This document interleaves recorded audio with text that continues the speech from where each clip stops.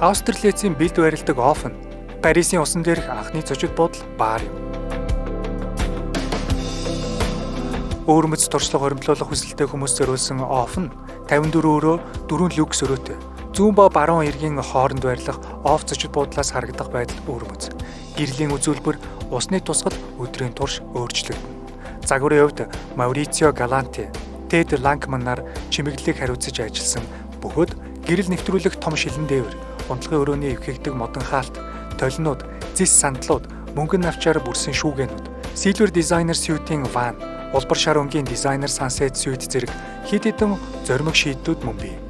Сена мөрнийг толдох өрөөнүүдээс гадна уушин газар, террас, усан сан, мөн зочдыг аялж, бусадтай хуваалцаж, хөгжилтэй байхыг урьж буй энэ сайхан газарт өдрийг дагалдан тюн тейпийн бүтээсэн хөгжмийн ур амьсгалыг дуртахгүй өнгөрч болохгүй.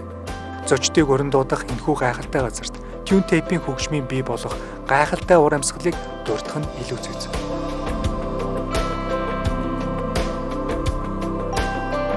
Хойшлуулалтгүйгээр туршиж үзэх зочид буудлын цоо шин мэдрэмж.